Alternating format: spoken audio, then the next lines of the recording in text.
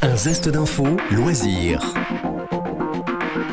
De la culture et du cinéma avec Thomas Fleischer, il nous présente le film La Chute d'Olivier Hirschbiegel. Aujourd'hui, je vais vous parler d'un film allemand intitulé La Chute, der Untergang en VO, sorti en 2004 et réalisé par Oliver Hirschbiegel. Le film relate les derniers jours de Hitler en 1945 dans le bunker de la chancellerie lors de la prise de Berlin par l'armée russe. On conseille à Hitler de fuir Berlin, mais ces derniers refusent. Jusqu'à son suicide, ce seront donc des accès de rage envers ses généraux, des décisions absurdes, un mépris pour la population civile qui mérite, selon lui, sa fin, sa chute donc. Ne restent aux côtés d'Hitler que ses généraux, son entourage personnel, dont Goebbels et Eva Braun, et des secrétaires d'Hitler qui veulent rester auprès de lui. À propos des secrétaires, il y en a une qui joue un rôle important dans le film, à savoir Traudl Junge, qui est la plus jeune des 4 secrétaires du Führer.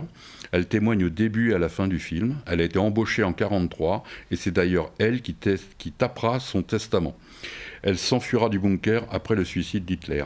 Tout ça posé, l'intérêt du film, contrairement à d'autres films sur Hitler, c'est déjà qu'il est tourné en allemand, ce qui donne une vraie crédibilité aux scènes où Hitler, incarné par Bruno Ganz, part dans ses crises d'hystérie. En fait, Bruno Ganz a pu s'inspirer d'un enregistrement unique de 7 minutes où Hitler, en privé, félicitait le Feldmarschall Mannerheim en 1942, Hitler ayant toujours refusé le moindre enregistrement hors de ses apparitions publiques. Ganz a également étudié la maladie de Parkinson dont Hitler souffrait.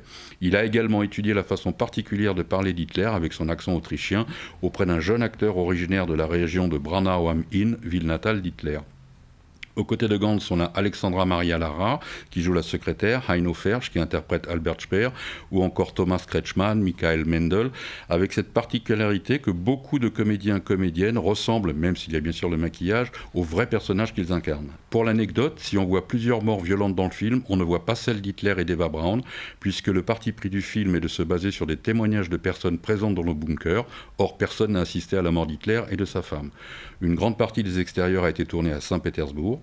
La scène la plus difficile à tourner pour l'équipe et les comédiens a été celle où Magda Goebbels empoisonne ses enfants.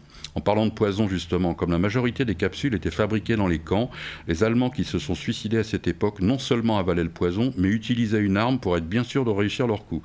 C'est aussi la raison pour laquelle Hitler empoisonnera sa chienne afin d'être certain que le poison serait efficace sur lui.